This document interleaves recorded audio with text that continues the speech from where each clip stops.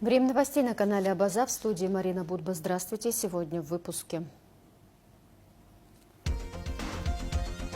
Доплаты для учителей, контроль за топливным рынком и соглашение о торговле с Южной Осетией. Ключевые темы заседания Кабмина.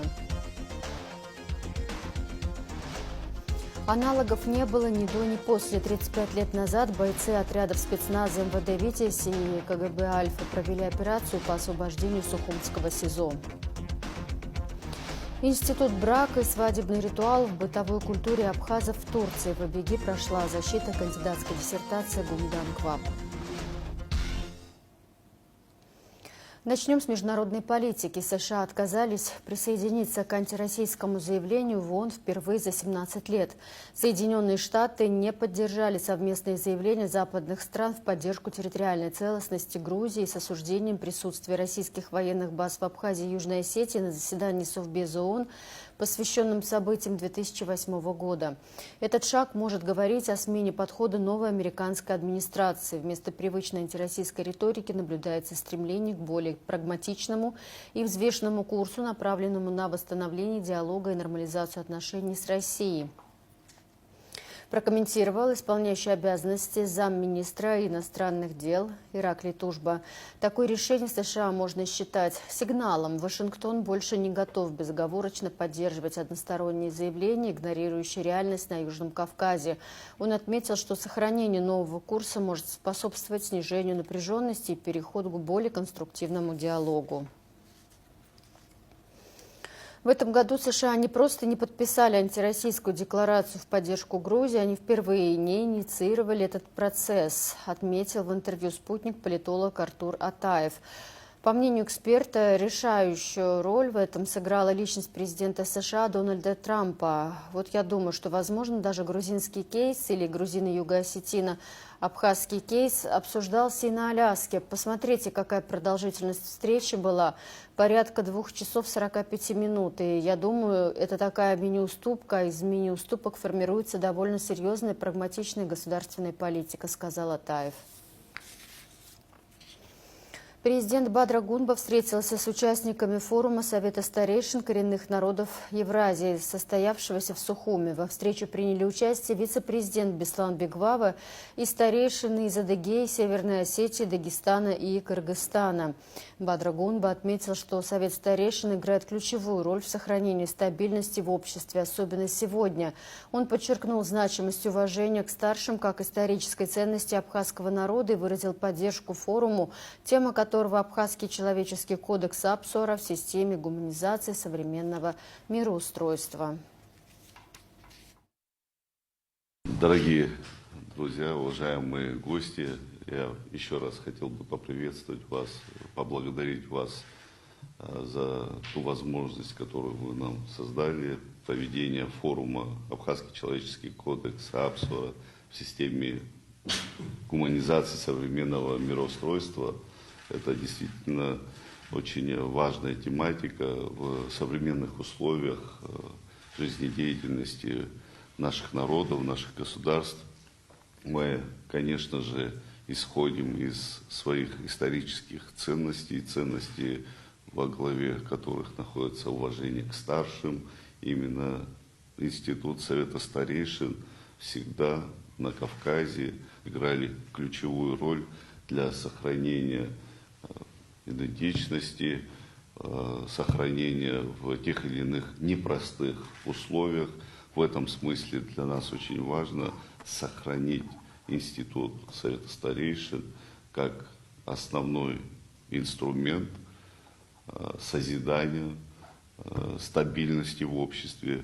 Вы совершенно правильно и справедливо отметили, что именно эти ценности нам позволяют в современных тяжелых, непростых условиях сохраниться и выстраивать свои отношения, в том числе между народами. Мы придаем значение тому событию, которое прошел буквально у нас на днях, этому форуму. Обязательно ознакомимся с выводами форума. Для нас очень важно, что Всемирный конгресс старейшин принял решение включить в состав своих абхазских коллег Это совершенно новый уровень взаимоотношений, это новый этап взаимоотношений, который мы обязательно будем поддерживать. Я рад тому, что в рамках этого форума в Абхазии побывали представители как народов России, так и представители стран, которые для нас являются близкими, представители стран, в которых в какое-то время мы жили вместе в одной стране. Также присоединились представители стран Европы. Это тоже уникальное, можно, событие. Мы должны сохранять эту теплоту взаимоотношений, взаимодействовать более плотно на сохранение мира, стабильности, национальной и религиозной терпимости. Вы правильно отметили, что Абхазия всегда отличалась именно этими качествами. Народы, проживающие на территории Абхазии, всегда жили в мире, в созидании, в благополучии, и мы этим, конечно же, дорожим. Предложения, которые прозвучали, мы их приняли. Слова благодарности за организацию излишни, потому как мы, уже более молодое поколение, должны чтить и уважать свои традиции. А когда говорим мы про традиции, в первую очередь это уважение к старшему. И в этом смысле мы понимаем свою роль и при этом понимаем свою ответственность. Еще раз позвольте вас поприветствовать, поблагодарить за ту возможность, которую вы предоставили нам, с радушием встретить вас, и благодарность за решение, которое вы приняли о включении в Всемирный конгресс старейшин. Спасибо вам огромное. Павел Несторович, вам большое спасибо за то, что вы были одним из инициаторов организации этого форума. Здесь, как президент правильно отметил, этот институт необходим для того, чтобы сохранить наши традиции, наши обычаи, воспитание молодежи. Вам всем большое спасибо. И здесь было правильно отмечено, что в единстве наша сила. Это совершенно верно. Еще раз вам большое спасибо. Доплаты для учителей, контроль за топливным рынком и соглашение о торговле с Южной Осетией – ключевые темы заседания Кабмина, которое прошло сегодня в Сухуми. О чем еще говорили министры, расскажут наши корреспонденты. Заур Кварчи продолжит тему. С 1 сентября учителя абхазского и русского языка, а также классные руководители будут получать дополнительные выплаты. Решение принято Кабмином по инициативе президента и Министерства просвещения. Доплата составит 6 тысяч рублей преподавателям абхазского языка и литературы и 5 тысяч рублей учителям русского языка. За классное руководство педагогам будут выплачивать 1800 рублей ежемесячно. Вот только что мы с вами приняли решение по поддержке учителям абхазского языка и литературы. Это источники нашей республики в отношении рассматриваемого русского языка и литературы. Дополнительно Российской Федерации оказана финансовая помощь на эти цели и тоже будет применяться, начиная с 1 сентября текущего года, то есть с начала учебного года. Педагогических работников госучреждений, выполняющих функции классного руководителя, был у нас установлен в 2013 году в размере 800 рублей. Сегодня мы с вами рассматриваем проект постановления, увеличивающий этот размер, также с 1 сентября текущего года, с нового учебного года, еще на 1000 рублей во всех образовательных школах Республики Абхазия. Я полагаю, что это тоже хорошая, приятная новость будет для наших учителей, педагогов. Не менее актуальной темой заседания стало продление временных мер по регулированию топливного рынка. Их действие продлится до августа 2026 года. Устанавливаются предельные надбавки, которые определяют конечную стоимость при оптовой и розничной реализации нефтепродуктов, действующие на протяжении последних 1,5 лет. Также установлен механизм, который обязывает импортеров нефтепродуктов осуществлять в объеме 40% от ежемесячного ввоза нефтепродуктов в реализацию другим участникам топливного рынка. Эти меры принимались ранее правительством с учетом складывающейся ситуации как на внутреннем рынке, так и под влиянием внешних факторов, которые обусловили принятие таких мер регулирования топливного рынка. В данной ситуации мы проработали это со всеми заинтересованными ведомствами, а также с участниками топливного рынка, обсудили те предложения, которые у них были, пришли к мнению, что данный механизм необходимо продлить еще в связи с нестабильной ситуацией в целом на топливном рынке за рубежом.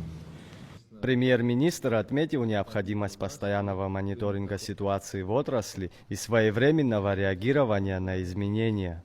Постоянно нужно эту ситуацию держать на контроле, мониторить.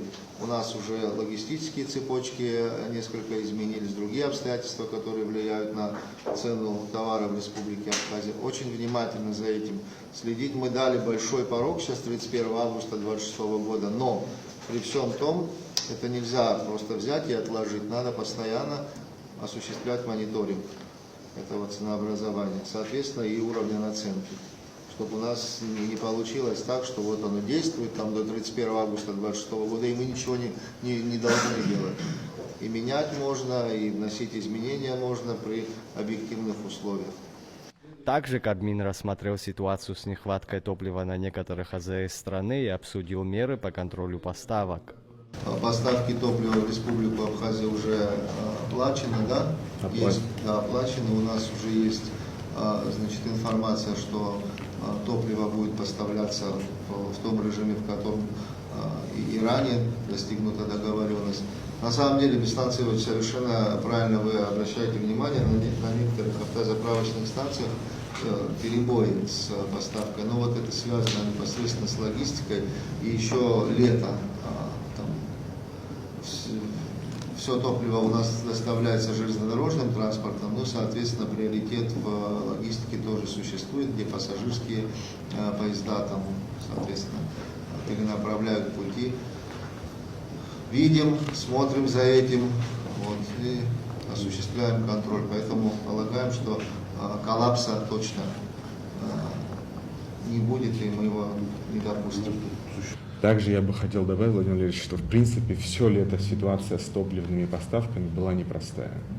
Вы знаете, мы информировали вас, мы с российскими коллегами всегда отрабатывали, и того, что просто не было информационного реагирования ранее на это не означает, что в июле, в июне не было проблем с топливными доставками. Были, но отрабатывали.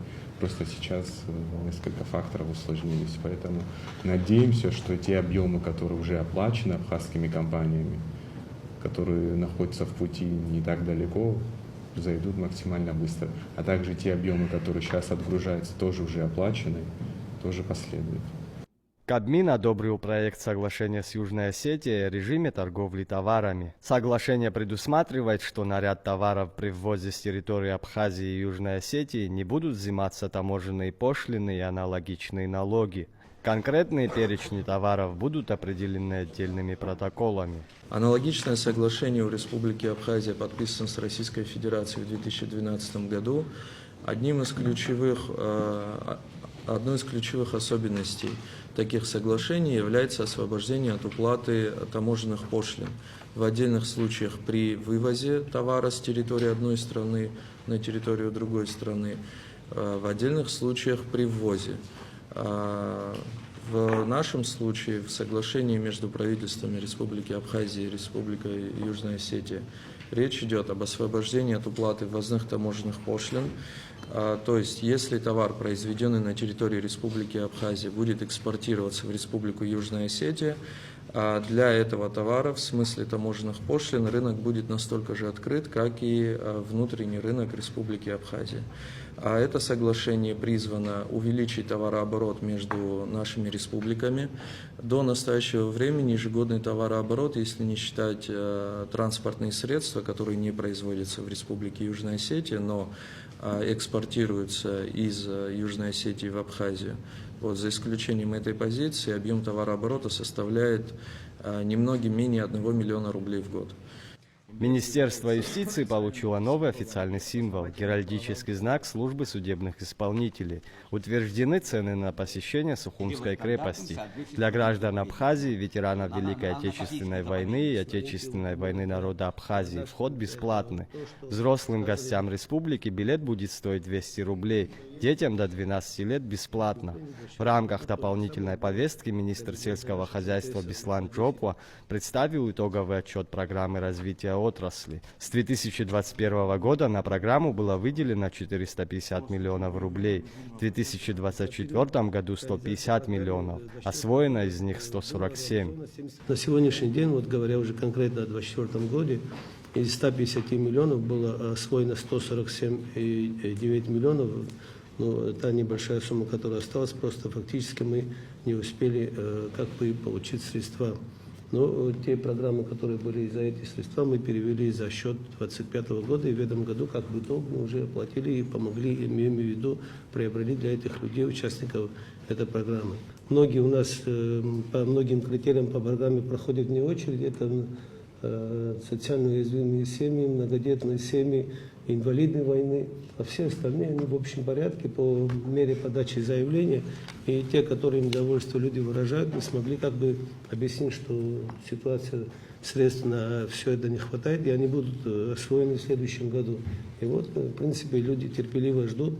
Я это к чему говорю, это проект необходимо продолжать, и он имеет хороший результат. Учитывая высокую заинтересованность, потребность, вовлеченность наших крестьян, наших граждан в реализацию этой программы, спрос постоянно растет. Постоянно растет, причем он там активно, в разы стал повышаться интерес к этой программе. И по предложению Министерства сельского хозяйства мы на 2026 год предусмотрим увеличение объема финансирования на эту программу со 150 до 250 миллионов рублей.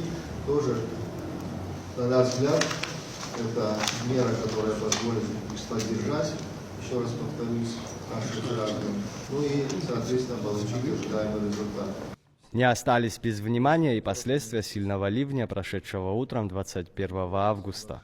В результате непогоды повреждены кровли домов в Гагарском и Кудоутском районах, в Сухуми временно нарушалась подача воды, в Ачимчирском и Гагарском районах упавшие деревья повредили линии электропередачи. На местах работают аварийные службы. Все коммунальные службы, все непосредственно уполномоченные органы задействованы в этом смысле. Поэтому еще раз повторюсь, Лев Константинович, информация у вас тоже наверняка есть. Вы обязательно следите за состоянием дел, чтобы мы сразу мгновенно реагировали, потому что стихии нам очень-очень мешают. К сожалению, это непредсказуемо все и не должно быть, как говорится, для нас, как случилось, и мы не можем реагировать. Обязательно будем реагировать на ликвидации последствий, на предупреждение в том числе. Поэтому по сегодняшнему дню это так, обошлось. Да, обошлось, и слава Богу. Не остались без внимания и последствия сильного ливня, прошедшего утром 21 августа. В результате непогоды повреждены кровли домов в Гагарском и Кудоутском районах, в Сухуми временно нарушалась подача воды, в Ачимчирском и Гагарском районах упавшие деревья повредили линии электропередачи. На местах работают аварийные службы. Все коммунальные службы, все непосредственно уполномоченные органы задействованы в этом смысле. Лев Константинович, информация у вас тоже наверняка есть. Вы обязательно следите за состоянием дел, чтобы мы сразу мгновенно реагировали, потому что стихии нам очень-очень мешают. К сожалению, это непредсказуемо все и не должно быть, как говорится, для нас, как случилось, и мы не можем реагировать. Обязательно будем реагировать на ликвидации последствий, на предупреждение в том числе. На заседании также обсудили ряд имущественных и административных вопросов. Среди них регулирование представительства Кабинета министров в судах через уполномоченных лиц, уточнение порядка передачи и разграничения государственной собственности, а также предоставление лицензий на добычу инертных материалов и использование земельных участков. Все решения направлены на упорядочение процедур и контроль за соблюдением законодательства в этих сферах. Заур Кварча, Торник Амичба, Абаза ТВ. Пресечен ввоз в Россию более 2000 пачек нелегальной табачной продукции. В пункте пропуска Адлер пресечены очередные попытки ввоза табачных изделий с сокрытием от таможенного контроля. При проведении таможенного и пограничного контроля транспортных средств были задержаны 2 автомобиля, прибывшие из Республики Абхазия. По результатам досмотра транспортных средств табачной продукции было обнаружено в нескольких местах. На перевозимых сигаретах отсутствовали российские акцизные марки и обязательная маркировка средствами идентификации. Табачные изделия, автомобили изъяты. По результатам экспертизы будет решаться вопрос о привлечении перевозчиков к ответственности. Проводятся проверочные мероприятия. 35 лет назад, 15 августа 1990 года, бойцы отрядов спецназа МВД «Витязь» и КГБ «Альфа» провели операцию по освобождению Сухумского СИЗО взбунтовавшимися заключенными. Они ликвидировали вооруженный бунт и освободили заложников без потерь среди мирных сотрудников. Спустя годы бойцы отрядов прибыли в Сухум. Они встретились с министром внутренних дел Робертом Киут, пообщались с представителями силовых ведомств и приняли участие в съемках документального фильма. Слово Мариане Котовой. Ветераны легендарной группы А из спецназа МВД «Витязь» прибыли в Сухум спустя 35 лет после операции по освобождению Сухумского СИЗО, в котором участвовали 15 августа 1990 года. И первым делом встретились с министром внутренних дел Робертом Киут, который признался, что для него большая честь воочию встретиться с теми, кто был для него в свое время примером. Столкнуться воочию с легендарными людьми, это всегда очень приятно. Общую нашу историю мы знаем хорошо. Те события, которые происходили здесь в 90-м году, это, наверное, на территории Советского Союза таких событий, наверное, в то время не было. Это было первое и серьезное боевое крещение. Здесь прошло ваше подразделение. Успешно были реализованы те мероприятия, которые были необходимы на тот момент. События после этого, конечно, вы знаете, развивались достаточно негативно после развала Союза. Здесь потом была уже война, позже были различные другие ситуации на территории Российской Федерации, в которых, я уверен, что вы также имели возможность активно участвовать, как и непосредственно, так и, соответственно, в подготовке личного состава. Большинство бойцов после 90-го года ни разу не были в Абхазии. Но дату операции полным составом, пока он был полным, отмечали, рассказывает командир «Витязи» в 1990 году Сергей Иванович Лысюк. Мы отмечали годовщину специальной операции, которую мы проводили здесь непосредственно.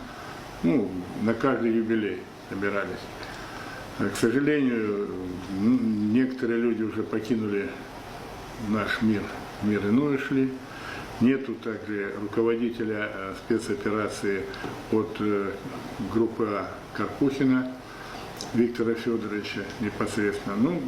Были такие вот пожелания, и благодаря вашему приглашению мы сюда приехали. Аналогов операции по освобождению Сухумского СИЗО не было ни до, ни после.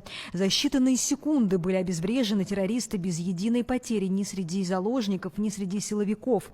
Как рассказывает ветеран отряда А Николай Калиткин, в свое время американцы не поверили им, что они сумели такое осуществить. Дело в том, что на тот момент и в мире таких операций не было. И когда через какое-то время американская делегация приехала в Москву, то наши ребята из группы А обеспечивали безопасность этой делегации и взаимодействовали вместе с охраной американских первых лиц. И в разговоре они спросили, расскажите, какие-то ближайшие операции были у вас, в чем они заключались, что вы делали. И наш сотрудник Михаил Максимов, он рассказал, что был захвачен изолятор, столько-то единиц оружия, столько-то заключенных, вооружились, загорелись. И коротко рассказал, как произошел штурм, и он сказал, я тебе не верю, ты какие сказки рассказываешь. Также ветераны российского спецназа встретились с абхазскими силовиками в Ассоциации силовых ведомств республики.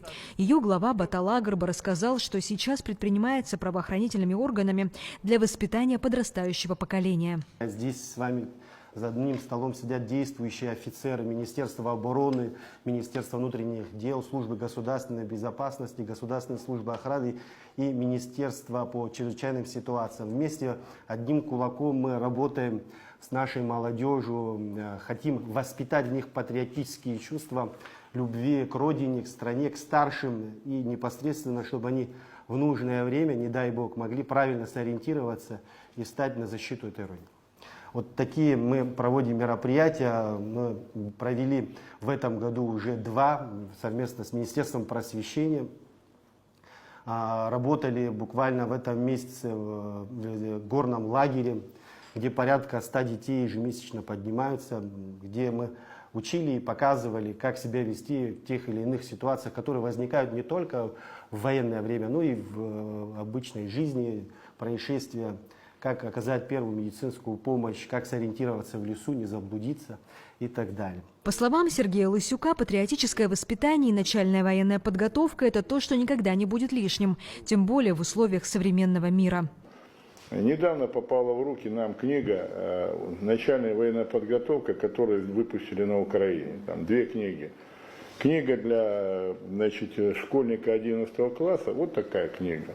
По большому счету я могу сравнить ее с учебником сержанта мотострелковых войск, к примеру, или десантных. Там все прям расписано, прочее. Мы когда смотрели по телевизору, смеялись, что вот там с фанерными автоматами дети бегают. А по большому счету они уже боевого оружия стреляют, они уже москалей ненавидят и прочее. Там такую ярость и злобу. То есть, по большому счету, они готовят в этой ситуации. Мы должны тоже делать выводы и готовить ребят к защите, значит, нашего Отечества. Кроме того, ветераны спецназа участвуют в съемках документального фильма о бунте в Сухумском СИЗО и его освобождении.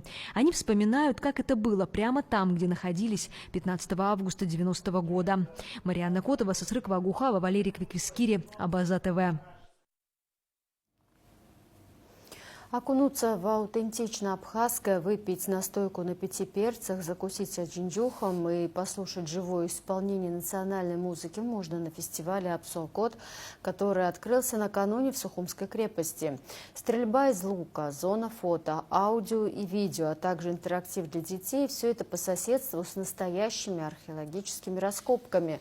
Фестиваль объединил максимум направлений, чтобы в одном месте можно было познакомиться с материальной и духовной культурой Абхазии. Подробнее Надежда Боровикова. Фестиваль духовной и материальной культуры «Апсуакот» встречает гостей с сувенирной зоной. Книги, керамика, шоперы и даже миниатюры абхазских музыкальных инструментов. Все здесь так или иначе связано с современной абхазской культурой. У нас размещена здесь продукция мастерской и магазина «Овен». Также вообще все, что здесь находится, это то, что производится в Абхазии, либо связано с Абхазией. Получается, у нас есть здесь книги об Абхазии. Это мерч из галереи Wall Gallery Сухум. Это открытки Апсо-мозаика. Также их мерч тоже относится. Также у нас есть, например, вот такие вот ручной работы, дерево, это трещотки специальные. Ну, получается, весь товар, он как бы связан с Абхазией в той или иной форме. Это продукция нашей семьи, можно так сказать. Вот. Мы представляем народные инструменты в миниатюре. В основном они делаются из лесного ореха. Мы хотим популяризовать абхазскую музыку через эти инструменты. В дальнейшем мы планируем открыть музыкальную школу, и распространение этих инструментов поможет софинансировать эту школу. Далее гости попадают в зону фото, аудио и видео. Здесь можно посмотреть выставку архивных фотографий и почитать об основных столпах абхазской культуры: язык, фольклор, национальная кухня, традиции долгожительства и уважения к старшим. Внутри крепости зона аудио, где можно послушать, какие звуки природы повторяют те или иные буквы абхазского алфавита, или посмотреть видео с живописными панорамами природных богатств Абхазии. Здесь же параллельно сотрудники крепости проводят экскурсии для гостей Абхазии. Я вас очень рад приветствовать на территории Государственного музея-заповедника Сухумская крепость. Во-первых, хочу поблагодарить вас. Каждый билет – это большой вклад в развитие Сухумской крепости. Благодаря этим инвестициям мы больше будем проводить археологических работ, научных работ, поэтому еще раз вам скажу спасибо. Открылись мы буквально 1 августа, недавно. Если бы год назад здесь были бы, ничего не увидели, все было заросшее. Перемещаемся в спортивную зону, где инструкторы по стрельбе из лука бесплатно проводят мастер-классы для всех желающих, и движемся дальше в одну из самых популярных зон. Детский интерактив здесь совмещен с фуд-зоной. Есть интерактивная зона, здесь будет проводиться мастер-класс, здесь также можно Для детей здесь есть раскраска, которая выполнена в форме абхазского ткачества, абхазского гобелена. Можно будет по цифрам раскрасить и получить в итоге вот такой стандартный дизайн абхазской ткацкой культуры. А здесь у нас игра, которая была разработана по мотивам абхазской мифологии. Здесь есть препятствия, которые взяты из абхазской мифологии, например, великана Дау, или там лоза бога Нара, волшебные кони Арайш. Ты играешь персонажей из абхазской мифологии, такими как Абраскил, Тачком и другими достаточно известными для нас всех лицами. Вы двигаетесь через все климатические зоны Абхазии, от полян до города, через горы и море, встречаетесь с теми препятствиями, которые характерны для этой зоны, и в итоге вы должны самым первым прийти к финишу, опередить всех друзей, с которыми вы играете. Исход будет определять то, как хорошо вы проходите испытания, которые вам представляют персонажи, и как хорошо вы бросаете зары. Пока дети заняты развлечениями, родители могут продегустировать местную продукцию. Вы сейчас находитесь на зоне фудкорта. Здесь у нас представлена джинджиуха 2 видов с фундуком и с грецким орехом, а также пастила из различных местных фруктов. Это производство Ирины Кварчевия. В этой зоне также можно попробовать джелато абхазского производства, арджелато. Также здесь вот молодые люди представляют свои настойки из фруктов, а также домашние лимонады. Настойки от руин-бара тоже аутентично абхазские. Практически все, что используется для их изготовления, включая ром и джин, произведено или выращено в Абхазии. Мы собираем их, вакуумируем, прячем на долгие сроки, там, начиная с маракуйи, которая растет на гастелло. Только никому лучше об этом не знать. Это моя точка. Мы сейчас сезон фиников начнется, который вот это канарской пальмы. Мы на них тоже делаем настойки. Они, наверное, самые вкусные. Вообще, на самый кайф, который мы прямо сейчас, который продаем, это 5 перцев с томатом. Это 5 перцев, которые мы нашли здесь. Единственный перец, который здесь не растет, мы его не смогли найти, это этот, как он называется? Черный перец молотый. Вот мы его тоже добавили для поддержания его баланса вкуса. А так, острый перец мамин с огорода. Болгарский перец мы купили у местных фермеров, то есть они нам продали. Чили тоже мы нашли человека, кто делает. И супер острый перец, я забыл название, правда, мы его тоже нашли на ферме в Ачимчире, короче, на ферме. Человек производит, там кустик, я его взял. Но он такой концентрированный, что мы его делаем в аджику. И потом уже разбавляем. Для дегустации гости выбрали другую настойку на местной вишне с добавлением других ягод. Одна из них привозная. Ну и, конечно, что за дегустация без тоста? За урожай. Вообще, в целом, за этот фестиваль 4 дня он будет продолжаться, чтобы побольше гостей сюда приходило, узнавали нашу культуру, абхазскую культуру. Вообще, то, что без директора поднимал, он на самом деле много чего рассказал бы про нашу крепость. И организатору спасибо, Сане, за успех этого мероприятия. Мачич. Поздравляю, наверное, нас всех. Шикарно. Ну, я хочу сказать, что, во-первых, это вкусно, это такое сочетание интересное. Вот, и, наверное, это будет очень востребовано, учитывая вот этот вкус, который я почувствовала, черноплодной рябины, будет востребован для гостей нашей столицы, нашей страны и этого прекрасного фестиваля. Я нас всех поздравляю. Заключительная зона – это своего рода сцена, где в рамках фестиваля будут проходить выступления музыкальных коллективов, лекторий и где организатор Сана Тарба приветствовала гостей в день открытия. Проект родился из, наверное, моей боли, потому что я всегда сталкивалась с тем, что мне сложно объяснить в 2 словах, что такое Абхазия, что такое абхазская культура. Как-то вкратце рассказать о том, как неописуемо красива наша природа. То есть это все очень сложно передать какими-то 2-3 предложениями. И я задумалась, может, стоит, допустим, мое видение вот всего этого, этой красоты передать через визуал, через фотографии, через фильмы, через, не знаю, зарисовки. И мы создали аккаунт в Инстаграме, который называется так же, как и наш фестиваль, Абсакод. Через точку. Приглашаем вас всех зайти, ознакомиться. Фестиваль, по сути, это такая живая интерпретация нашего проекта, чисто чтобы вы могли вживую соприкоснуться, послушать, попробовать на вкус, лицезреть.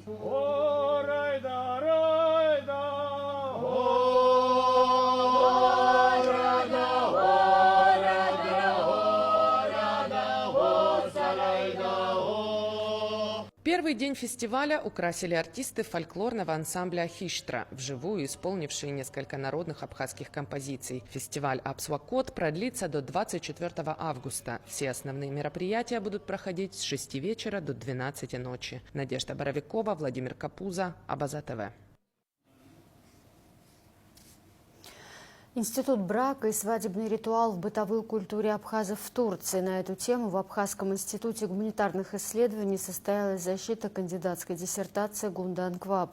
Более 15 преподавателей собрались в стенах Абиги, чтобы оценить, достойна ли эта работа степени кандидата наук. Слово Алисе Адлиба. Более 10 лет Гундан Кваб работала над своей диссертацией, параллельно преподавая в Стамбульском университете, обучая абхазскому языку нашу диаспору. Цель исследования состоит в том, чтобы дать описание института брака и сопряженного с ним обряда ритуального комплекса, функционирующих в бытовой культуре абхазской диаспоры в Турции. Эта работа очень интересна, уникальна тем, что автор, исследователь, проживая в течение 10 лет на территории Турции, изучила всю бытовую культуру и свадебные ритуалы абхазов. Также она сравнивает, что из той традиционной культуры, проживающих ныне на территории Абхазии, современных абхазов и современных абхазов, проживающих в Турции, сохранилось. Это очень интересная работа, уникальная, потому что она долгие годы трудилась над этой работой. Работа представляет значительный историко-этнологический интерес. Мы в отделе обсуждали ее 2 раза. Автор вначале учла все замечания, дополнила свою работу новыми исследованиями, сравнивала этот этнологический материал с материалом абхазоведческой литературы. Я думаю, что это еще один хороший вклад в копилку нашей абхазской этнологической науки. Как отмечает Гундан Кваб, свадебные обряды – это одна из важнейших сфер этнокультуры, где ярко выражаются элементы этнической идентичности. Изучение этих ритуалов позволяет проследить, как традиционные ценности трансформируются в условиях жизни в диаспоре. Территориально исследованием было охвачено как сельское население абхазов, так и урбанистическая часть диаспоры, представители которой проживают в городах Стамбул, Анкара, Измир, Кайсери и многие другие. Абхазская диаспора в Турции представляет собой уникальное сообщество, которое на протяжении более 150 лет сохраняет свою этнокультурную самобытность, демонстрируя при этом одновременно как устойчивость, так и изменчивость этнических традиций. Предметной зоной моего исследования является институт брака и свадебная обрядность. Они представляют особую исследовательскую ценность, поскольку именно в этой сфере сосредоточены ключевые механизмы этнокультурной преемственности, регулирования межродовых и семейных отношений, передача ценностей, поддержания групповой идентичности. Полевые исследования проводились с 2011 года по 2024 год во всех районах Турции, где проживает абхазское население. Интервью проводилось более 70 респондентов разных возрастных групп. Первая глава «Абхазская диаспора в Турции. Условия и факторы этнокультурного развития» раскрывает исторический контекст формирования абхазской диаспоры, особенности ее расселения, численности и этапы социальной и культурной эволюции. Во второй главе диссертации «Брачные нормы и трансформация института брака в абхазской диаспоре Турции» рассматриваются ключевые брачные нормы, формы заключения брака, экзогамные запреты, возрастные и сословные ограничения, а также современные изменения, происходящие в рамках брачного института у абхазов в Турции. В третьей главе «Свадьба, обряд и его структурные элементы» рассматривается абхазский свадебный обряд и его структурные элементы до свадебного, собственно, свадебного и послесвадебного циклов как важная сфера, в которой особенно ярко проявляется сочетание традиционного и современного. Подводя итоги, Гунда отметила, что институт брака, как и в прошлом, остается одним из важнейших факторов социокультурного нормирования абхазского социума в диаспоре. Он представляет собой фундаментальное основание, в котором аккумулированы базовые представления о социальных, религиозных, культурных и иных этнически значимых константах. Алиса Адлиба, Владимир Капуза, Абаза ТВ. Люди и даты. 21 августа 1950 года родился поэт, прозаик, историк и переводчик Денис Чучхалия. Он родился в семье известного поэта Кершала Чучхалия. После окончания школы-интерната имени Дзидзаря поступил на переводческое отделение Литературного института имени Горького в Москве. Дипломную работу составили оригинальные стихи на русском языке, критические статьи, переводы произведений абхазских и грузинских поэтов. После института Денис Чучхалия возвратился в Сухум, работал в редакции газеты «Советская Абхазия». В правлении Союза писателей Абхазии, преподавал в педагогическом институте имени Горького, был директором литературного фонда Союза писателей Абхазии. С 1984 года постоянно живет и работает в Москве. Денис Чучхалия – активный собиратель архивных материалов по истории и культуре абхазов. Известны его переводы на абхазских произведения русских и немецких поэтов. Также он переводил стихотворения абхазских поэтов на русский. Союз писателей Абхазии поздравляет писателя Дениса Чучхалия с 75-летием и желает ему крепкого здоровья, долголетия и больших творческих успехов. Поздравляет с 75-летним юбилеем выдающегося сына Абхазии Дениса Кершаловича Чучхалия весь коллектив посольства Республики Абхазия в Российской Федерации и лично чрезвычайный полномочный посол Алхаз Квициня. Профессор, специалист по абхазскому и абазинскому языкам, доктор филологических наук, профессор, действительный член Академии наук Абхазии, лауреат Государственной премии имени Дзидзаря Лидия Чкадо родилась 95 лет назад, 21 августа 1930 года. Она окончила филологический факультет Тбилисского государственного университета и аспирантуру по специальности «Кавказская филология». В научных работах Лидии Чкадо центральное место занимают исследования, посвященные вопросам фонетики, фонологии, словообразования, морфологии абхазского языка. Лидия Чкадо была председателем специализированного ученого совета при Абхазском институте гуманитарных исследований по защите диссертации. Награждена 2 почетными грамотами Президиума Верховного Совета Абхазской ССР и медалями «Ветеран труда за поддержание мира в Абхазии», кавалер ордена Ахзябша II степени. Лидия Чкадо не стала 26 января 2021 года. Сегодня в нашей программе смотрите проекты и передачи из архива Абаза ТВ, посвященные памяти Лидии Чкадо.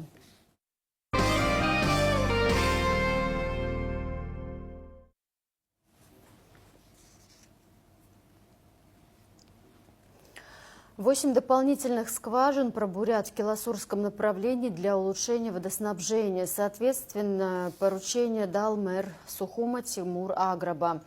В последнее время в районах, которые снабжает водонасосная станция, в частности турбаза Киласур, Синоп, наблюдаются перебои в подаче воды. Смотрите материал пресс-службы администрации столицы. Глава администрации Сухума Тимур Аграба проинспектировал работу водонасосной станции в селе Киласур. В последнее время в районах, которые снабжает станция, в частности турбазы Киласур, Синоп, наблюдаются перебои в подаче воды. Как рассказал начальник Сухумского водоканала Даур Пачкория, это связано с существенным сокращением дебита воды в водоемах. На сегодняшний день, на самом деле, район турбазы, Синопа, все обеспокоены. Мы стабильную подачу воды не осуществляем в связи с тем, что на сегодняшний день у нас нехватка воды именно в скважинах, скважинной воды. Мы ее добываем. На сегодняшний день подрусловые воды у нас сократились, дебит воды сократился. Исходя из этого у нас такое ограничение. При этом хочу сказать, что у нас 14 скважин здесь на насосной станции, которая, выдает суммарно 2000 с лишним кубов в час. При хорошем раскладе, когда, у нас с водой все нормально, имеется в виду, когда подрусловые воды у нас хорошие. Наша насосная станция выдает 1600 кубов в час. У нас в этом смысле все предусмотрено, там какой-то резерв есть по скважинам, но исходя из этих погодных условий, на сегодняшний день у нас нехватка воды именно скважинных насосов. Обеспечение граждан питьевой водой – приоритетная задача, подчеркнул глава столичной мэрии. Среди мер по улучшению ситуации уже предприняты такие, как расчистка русла реки Киласур, а также бурение дополнительных скважин с последующей установкой нового насоса. более месяца назад совместно с Гулерическим районом проводили работы выше по течению. Значит, перебрасывали русло для того, чтобы больше дебит воды поступал на нашу насосную станцию. Но, по всей видимости, этих мер недостаточно, потому что проблемы с водоснабжением остаются. В связи с чем принято решение пробурить дополнительно 8 скважин. Работы уже начались, и с завершением этих работ и с установкой нового насоса, который мы заказали, мы надеемся, что проблему с водоснабжением мы решим. Я думаю, в течение 10 дней ситуация изменится. Пробурена одна уже скважина, будем монтаж скважины производить на этой неделе, в конце этой недели. Еще какие-то работы проводятся. Я думаю, в течение 10 дней ситуация значительно изменится в лучшую сторону. Кроме того, руководитель Сухумской администрации отметил, что в мэрии разрабатывают комплексный подход по обновлению всей системы водоснабжения. Это обусловлено как фактором роста числа потребителей, так и тем, что имеющиеся коммуникации повсеместно устарели. В связи с тем, что есть определенные ограничения на подачу воды, да, приносим свои извинения населению. Ну и хотелось бы подчеркнуть, что мы в данном направлении двигаемся, работаем, проводим, могу сказать, уже началась модернизация вообще насосной станции. Эти работы мы и в следующем году намерены продолжить. Заказали новый насос, значит, бурим скважины, и надеюсь, что эта проблема в ближайшее время будет решена. Специалисты уверены, что бурение 8 дополнительных скважин поможет снять имеющиеся проблемы с обеспечением граждан питьевой водой. Ремонтные работы планируют завершить в течение 10 дней. Выставка работ художника Александра Семенцова открылась в Сухуми. Экспозиция посвящена его сухумскому периоду 70-80-х годов и включает живопись, графику и афорты, в которых отражены пейзажи Абхазии, уличные сцены и образы, наполненные светом и теплом. Особое внимание уделено технике афорта, одному из главных выразительных средств Семенцова, позволившему передать тонкие оттенки и атмосферу тех лет. Выставка проходит в галерее The Wall Gallery и будет открыта до 14 сентября ежедневно с 9:30 до 21:00. Вход свободный. Делегация из Абхазии принимает участие в торжествах, посвященных 80-летию концерна «Росатом». В состав делегации министр культуры Даур Кове, президент Академии наук Абхазии Зураб Джапо и директор Сухумского физико-технического института Анатолий Марколи с группой сотрудников. Торжественное мероприятие, организованное концертом «Росатом», собрало множество гостей, ведущих специалистов из разных городов России и зарубежных стран. Министры культуры Абхазии и Нижегородской области обсудили возможность проведения фестиваля «Музыка балконов» в республике. Встреча состоялась в рамках визита абхазской делегации в Нижний Новгород, приуроченного к празднованию 80-летия концерна «Росатом», сообщили в Минкульте. Также обсудили вопросы культурного обмена, реализацию совместных проектов и модернизацию учреждений культуры. Кова отметил высокий уровень организации культурных мероприятий в регионе, выразил заинтересованность в развитии сотрудничества.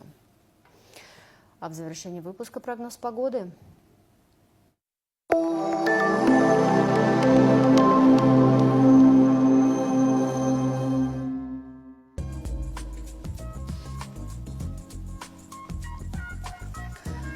В пятницу 22 августа в Абхазии ожидается преимущественно ясная, жаркая погода без осадков. Атмосферное давление пониженное, ветер слабо умеренный.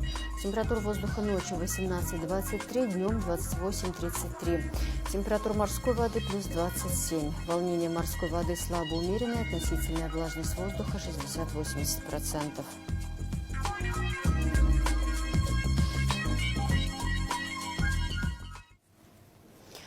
На этом пока все. За развитием событий следите вместе с нами. До встречи.